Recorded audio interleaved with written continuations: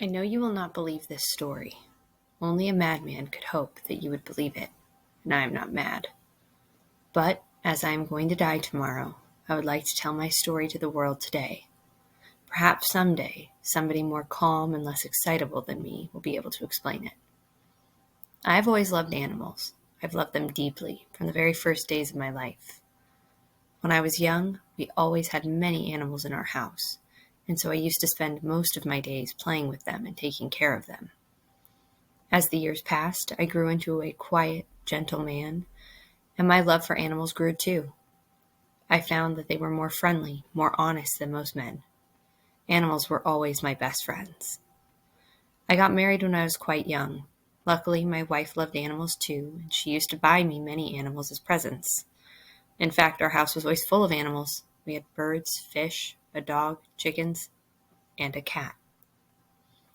This cat, whom we called Plato, was a large black cat. He was a beautiful animal, and he was also very clever. I loved Pluto more than I loved all my other animals. I wanted to do everything for him myself, so I never let my wife take care of him. I used to play with him, give him his food, and he followed me everywhere I went. For several years, Pluto and I were best of friends, but during this time my life slowly changed. I became a heavy drinker, and my need for alcohol soon grew into a terrible disease. I was often angry and violent. I began to shout at my wife, and I even started to hit her. My animals, too, felt the change in me. I stopped taking care of them, and sometimes I was even cruel to them. But I was never cruel to Pluto. As time passed, my disease grew worse, and soon even Pluto was not safe from my violence. One night, I arrived home late. I was very, very drunk. When Pluto saw me, he tried to run away from me, and this made me angry. I caught him by his neck and shook him. He, in his fright, bit me on the hand. At once, a wild, terrible anger filled me, and I could feel nothing except burning hate. Slowly, I took a knife from my pocket, opened it, and then carefully cut out one of Pluto's eyes from its socket. I shake today as I write these words down. Every time I remember that day, I still feel sadness and pain. When I woke up the next morning, I felt ashamed of what I had done, but this feeling was not strong enough to make me change my life. I continued to drink because it was too difficult for me to stop. Soon I had forgotten what I had done. As the months passed, Pluto got better. His empty eye socket still looked terrible, but at least he wasn't in pain anymore. Not surprisingly, he used to run away from me when he saw me, frightened that I would hurt him again. At first I was sad to see him run away, an animal which had once so loved me. Then I began to feel a little angry. There is something strange about the human heart. We humans seem to like hurting ourselves. Haven't we all 100 times done something stupid or evil just because we know we should not do it? It was because of this need to hurt myself, that I did this next evil thing. One morning I woke, found a rope, and calmly tied it around Pluto's neck. Then I hung the poor animal from the tree and left it there to die. I cried as I did this terrible thing. My face was wet with tears. My heart was black and heavy, but I killed it. I killed it because I knew it had loved me, because it hadn't hurt me, and even because I knew that I was doing something terrible and wrong. That same night, we had our fire in our house. I was woken from my sleep by loud shouts of fire. When I opened my eyes, I found that the fire had already reached the bedroom. My wife and I ran out of the house as fast as we could. Luckily, we escaped death, but the house and almost everything in it was destroyed. The next day, I went back into the house and saw several people standing in a group, looking at a wall. It was the only wall of the house that was still standing after the fire. It was one of my bedroom walls, the one where the head of my bed had rested. As I came nearer to the wall, I heard someone say, "How strange," and another person, "That's impossible." And then I saw it. A huge cat. Not a real cat, but the shape of a cat outlined in white bedroom wall. It was as clear as a picture. I could even see a rope around the animal's neck. I stood there in horror, too frightened to move. Then slowly, I thought back to the night before. I had left the cat hanging from a tree in the garden at the back of my house. When a neighbor had first noticed the fire, many people had run into the garden. One of them had probably cut the cat from the tree and thrown it through my open window in order to wake me up. The cat's body had hit my bedroom wall and left its shape there, because the plaster on that wall was still new and still soft.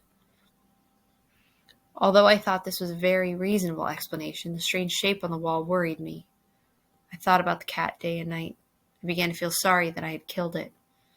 I started walking around the streets at night looking at all the cats to see if I could find another one like Pluto. One night, I was drinking in my favorite bar when suddenly I noticed a large black cat. I went up to it and touched it. It was very large as Pluto had been. It also looked very like Pluto, except for one thing.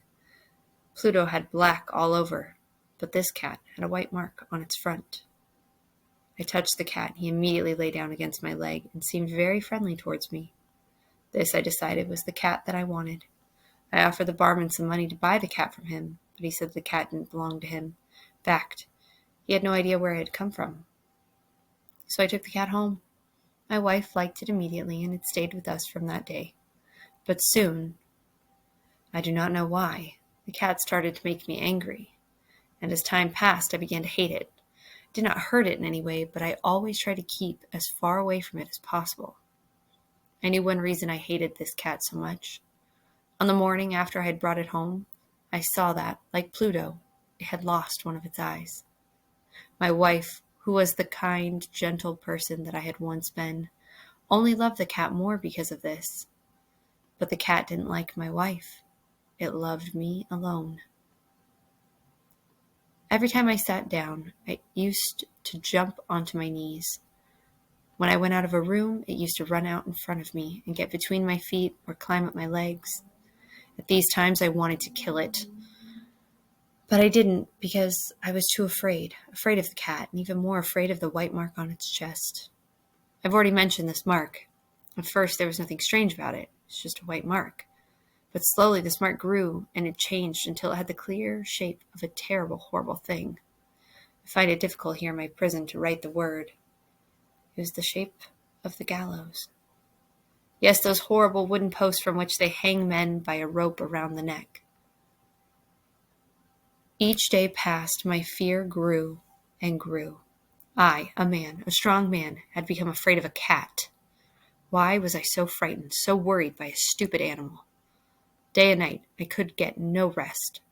I had the most terrible dreams, and my mind turned to dark, evil thoughts. I hated everything, everybody, and life itself. One day, my wife and I needed to get something from the cellar underneath the house.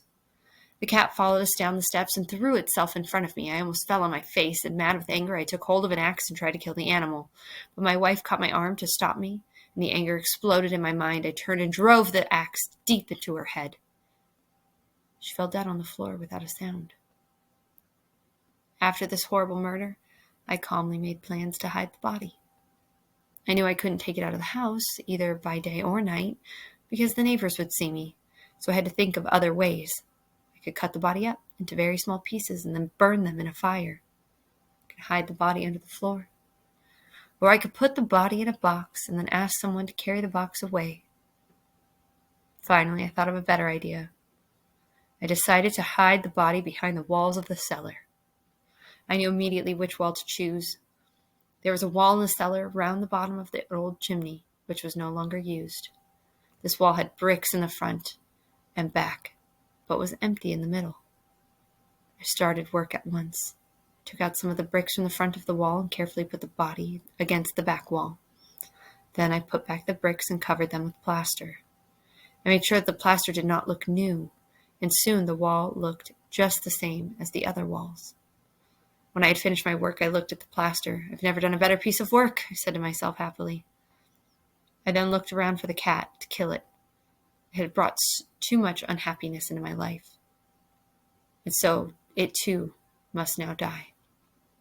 I looked for it everywhere, but it had disappeared. I was free at last. That night I had a deep, peaceful sleep. I, who had just killed my wife, slept well. 3 days passed, and still the cat did not appear. I was now a happy man, happier than I had been for a long time. I wasn't worried by what I had done. People had asked a few questions, and the police had visited my house, but they found nothing. On the fourth day, the police visited again and began to search the house.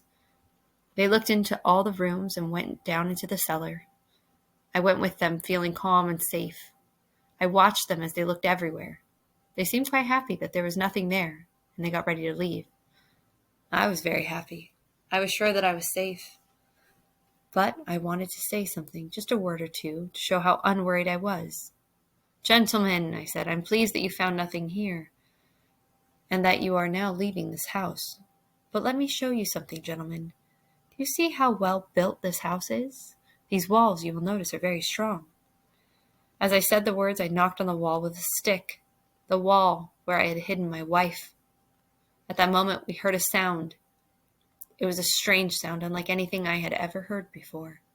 The sound was soft at first, almost like a baby crying. Then it grew louder and louder, turning into one long, endless scream. It was like a cry rising from hell. The policemen looked at me, then at one another. They ran to the wall and started pulling out the bricks as fast as they could. In minutes, the wall was down, and there, for all to see, was the body of my dead wife. On top of her head, with a red open mouth and one burning eye, sat the black cat, the animal which had made me a murderer and which would now send me to my death. I had put the horrible thing into the wall alive with my wife.